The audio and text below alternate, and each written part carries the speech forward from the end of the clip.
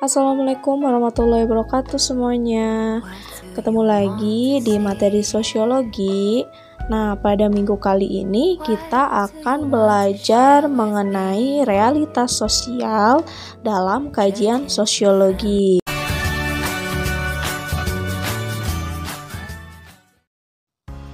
Oke, kita akan membahas mengenai realitas sosial. Nah, jika kalian ada yang sudah mengetahui apa itu realitas sosial, itu tandanya rasa ingin tahu terhadap materi sosiologi sangat besar ya. Namun, jika yang belum mengetahui apa itu realitas sosial, jangan berkecil hati. Di video pembelajaran kali ini kita akan membahasnya secara lebih mudah untuk dipahami.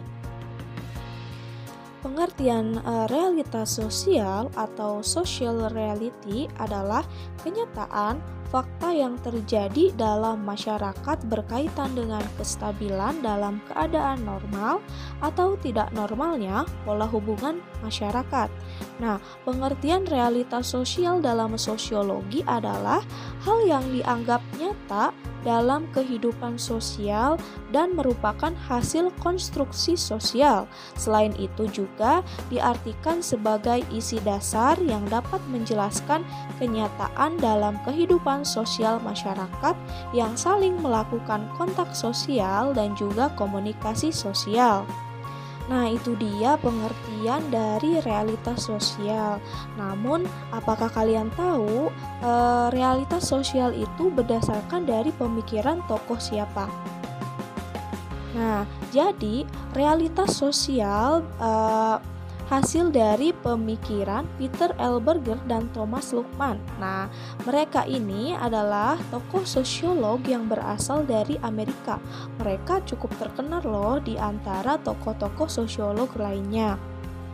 Nah, di dalam bukunya The Social Construction of Reality, Peter L. Berger dan Thomas Luhmann menyatakan bahwa realitas sosial adalah sebuah kualitas yang berkaitan dengan fenomena yang kita anggap berada di luar kemauan kita. Jadi, maksudnya adalah kita tidak menginginkan misalnya kejadian tersebut atau fakta tersebut.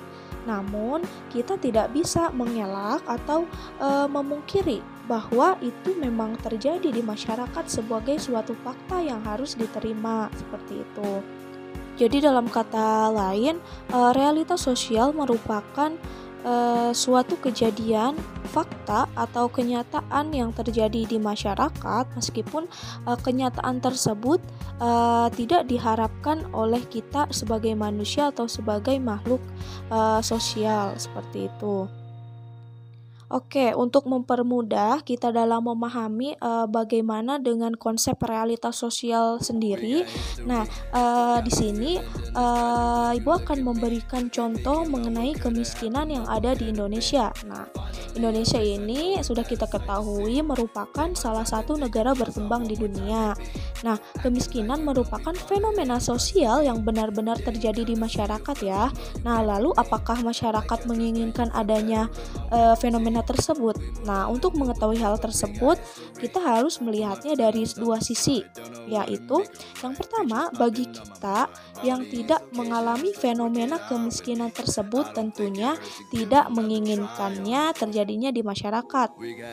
Nah, yang kedua, bagi individu atau masyarakat yang mengalami fenomena kemiskinan tersebut, mereka tidak dapat menghindarinya meskipun mereka tidak menginginkan kemiskinan tersebut. Nah, dalam konsep sosiologi sendiri, masyarakat yang tidak menginginkan dan tidak dapat menghindari fenomena seperti kemiskinan ini dinamakan realitas sosial.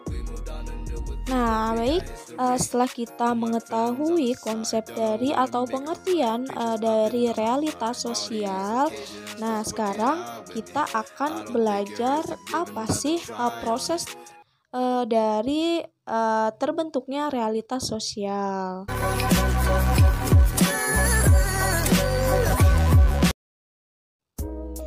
Nah, ada beberapa tahap dari proses terbentuknya realitas sosial. Menurut Peter L. Berger dan Thomas Luckman, ada 3 proses bagaimana kenyataan atau fakta sosial atau realitas sosial dapat dikonstruksikan secara sosial. Nah, yang pertama ada tahap objektivasi dalam realitas sosial. Nah, tahap objektivasi dalam realitas sosial adalah suatu tahap di mana setiap masyarakat membuat dasar aturan seperti nilai dan norma dan dengan tujuan terlaksananya keteraturan dalam hidup. Nah, di dalam masyarakat terdapat aturan seperti nilai dan norma yang menunjukkan bahwa masyarakat menginginkan keteraturan dalam hidupnya. Nah, contohnya seperti misalkan kita sudah berbelanja di Toserba, di mana di situ terdapat antrian untuk membayar belanjaan kita. Nah, pastinya kita akan mengantri saat akan membayar tersebut. Nah, tidak mungkin kita akan saling mendahului itu tidak diperbolehkan misalnya. Nah, tujuan dari adanya peraturan antri tersebut untuk menciptakan sebuah keteraturan saat membayar belanjaan. Nah, jika tidak ada aturan tersebut, mungkin akan adanya konflik nih antar pelanggan seperti itu. Nah, peraturan antri ini dapat disebut dengan dimensi objektif atau objektivasi. Tahap kedua yakni tahap internalisasi. Nah, di tahap internalisasi ini dalam realitas sosial adalah suatu proses sosialisasi mengenai peraturan yang telah dibuat oleh manusia dengan adanya interaksi.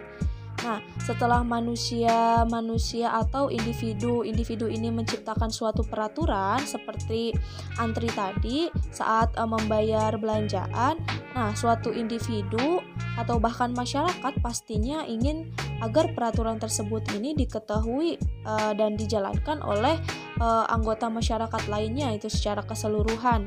Nah, dasar aturan tersebut ini ditanamkan nih kepada orang lain maupun generasi selanjutnya.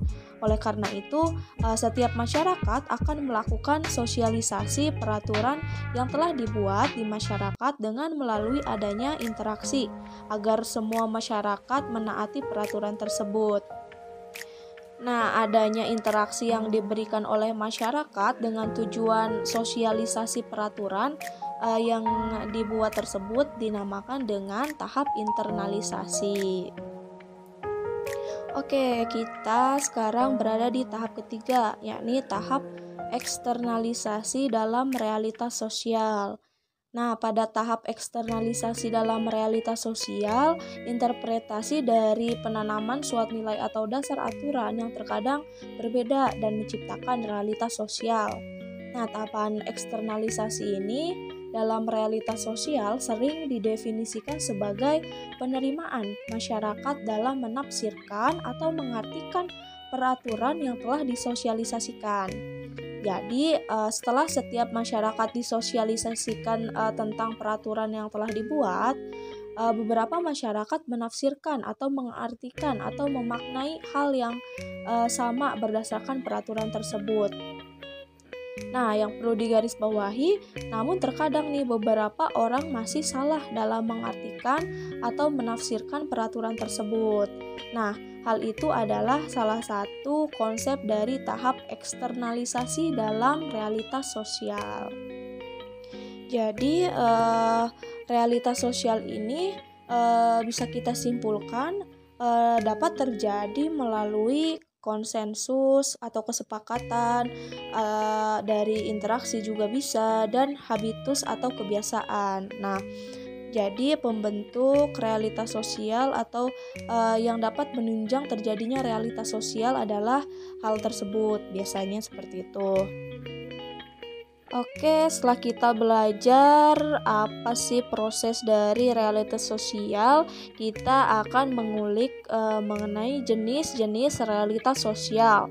Berdasarkan pendapat dari Surjono Sukanto, jenis-jenis realitas sosial diantaranya yang pertama ada interaksi sosial. Nah, pengertian interaksi sosial sendiri adalah cara hubungan yang bisa dilihat saat individu atau kelompok ini saling bertemu. Nah, interaksi sosial dapat terjadi dalam hubungan antar individu, individu dengan kelompok, kelompok dengan kelompok, dan individu dengan lingkungannya, seperti itu. Nah, lalu jenis realitas sosial berikutnya adalah kebudayaan. Tujuan manusia menciptakan kebudayaan sendiri adalah untuk melindungi diri dan memenuhi kebutuhan hidup. Nah, sebagai contoh, manusia menciptakan rumah dan pakaian sebagai upaya melindungi diri dari cuaca. Manusia menciptakan beragam alat pelindung untuk melindungi diri dari berbagai ancaman seperti binatang buas dan lain sebagainya. Nah, kebudayaan hasil ciptaan manusia juga termasuk fakta sosial loh yang dikaji oleh ilmu sosiologi. Lalu ada nilai dan norma sosial. Dalam suatu masyarakat tentunya terdapat nilai dan norma sosial ya. Nilai sosial merupakan suatu hal yang bersifat abstrak, berupa prinsip, patokan, anggapan, maupun keyakinan yang berlaku dalam masyarakat. Prinsip ini dalam nilai sosial berkaitan dengan evaluasi hal yang seharusnya dimiliki dan dicapai oleh masyarakat. Nah, sedangkan norma sosial merupakan bentuk nyata dari nilai sosial berupa peraturan, kaidah, atau hukuman. Nah, nilai dan norma sosial adalah bentuk fakta yang ada dalam masyarakat sehingga tidak dapat bisa diabaikan dalam kajian sosiologi. Ada juga nih stratifikasi sosial. Nah, setiap individu dalam masyarakat mempunyai atau memiliki strata atau tingkatan berbeda di dalam lapisan masyarakat. Hal tersebut tidak bisa diabaikan dalam kajian sosiologi. Kenapa?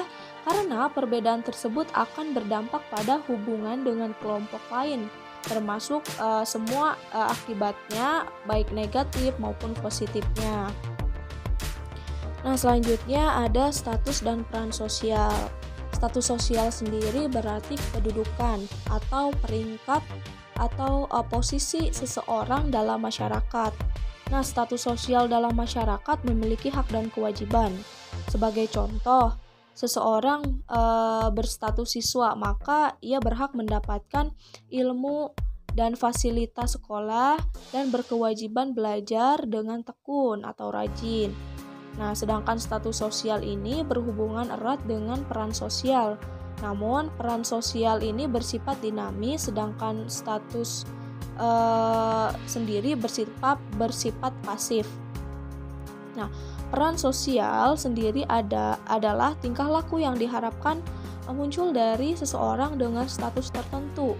Contohnya, tingkah laku yang diharapkan dari seorang yang berstatus siswa adalah rajin belajar, tekun, hormat kepada guru, dan lain sebagainya. Nah, peran ataupun status sosial berada dalam masyarakat sehingga dipelajari juga dalam sosiologi. Selanjutnya ada perubahan sosial. Masyarakat seringkali mengalami perubahan, tentunya itu sudah pasti. Nah, sebagai contoh, perubahan mengenai tata tertib di sekolah. Nah, tentu saja seorang siswa akan menyesuaikan dengan peraturan yang telah dibuat sekolah. Contohnya sebelum belajar dulu tidak ada mengenai tadarus sebelum belajar. Sekarang sekolah menerapkan tadarus sebelum belajar, maka siswa mau tidak mau akan mengikuti peraturan yang telah dibuat oleh sekolah, seperti itu. Baik, selanjutnya kita akan membahas dari konsep realitas sosial. Nah, berikut ini pengembangan konsep realitas sosial dalam sosiologi antara lain keluarga. Nah, keluarga yaitu suatu kesatuan sosial yang disatukan oleh ikatan perkawinan, hubungan darah atau adopsi terdiri dari suami, istri, dan anak. Seperti itu. Nah, selanjutnya ada masyarakat.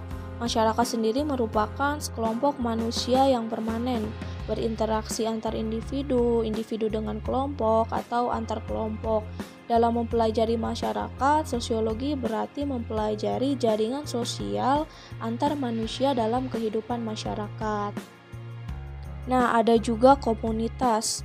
Komunitas merupakan kesatuan sosial berdasarkan lokalitas, ikatan solidaritas yang kuat antar anggota sebagai akibat persamaan tempat tinggal, persamaan membutuhkan satu sama lain, dan juga keyakinan tanah di mana mereka tinggal memberi kehidupan kepada mereka, misalnya komunitas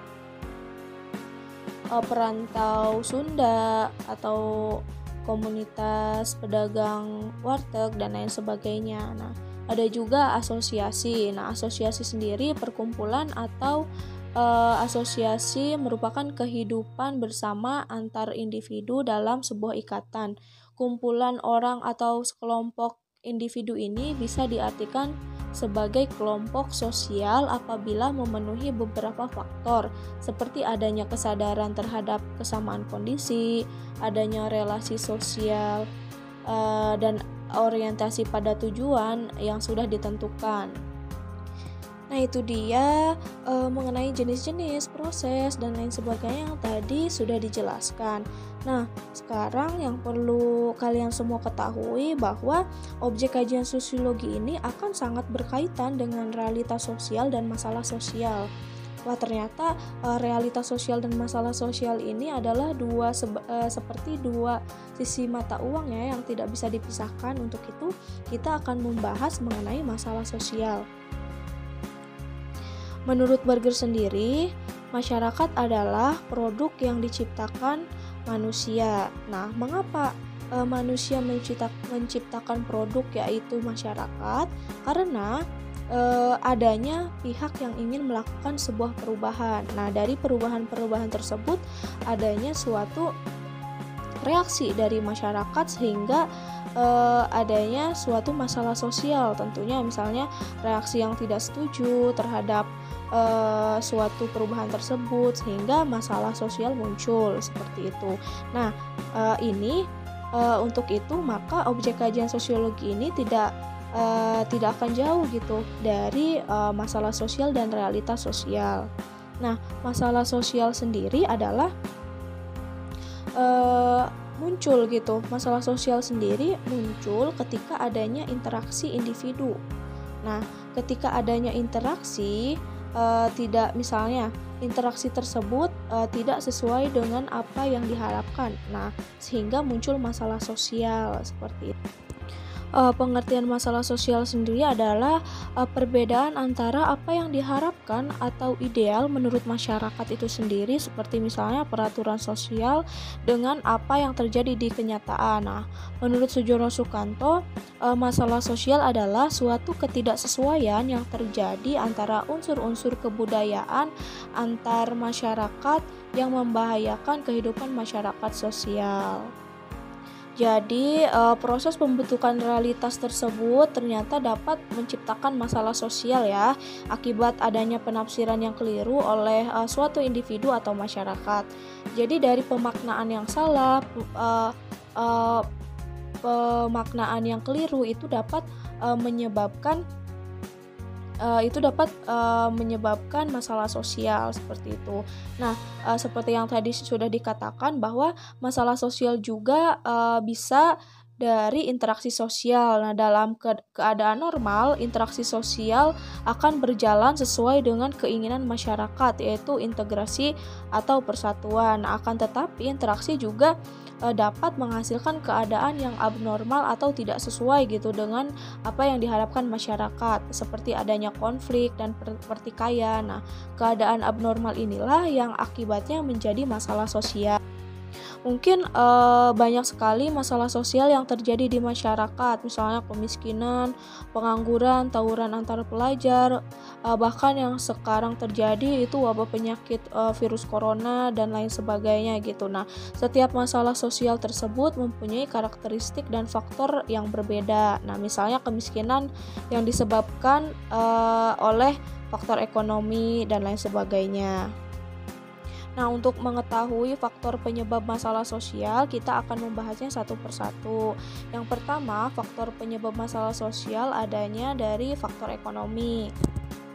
Mungkin faktor penyebab masalah sosial di ekonomi ini mungkin sudah lumrah kita sebagai negara berkembang, karena banyaknya jumlah penduduk yang ada di Indonesia ini tidak sebanding dengan pertumbuhan jumlah lapangan kerja yang memadai gitu, sehingga menimbulkan masalah sosial seperti kemiskinan. Dari ekonomi juga misalkan menyebabkan tindak kejahatan dan lain sebagainya seperti itu. Nah, yang kedua ada faktor biologis. Jadi faktor biologis ini seperti kesehatan gitu. Banyaknya penyakit seperti sekarang wabah virus gitu, COVID-19. Nah, itu masuk ke dalam faktor biologis. Ini juga menyebabkan masalah sosial sehingga menimbulkan kendala di mana-mana di masyarakat, pendidikan agak kesulitan, mencari pekerjaan sulit karena wabah penyakit ini seperti itu.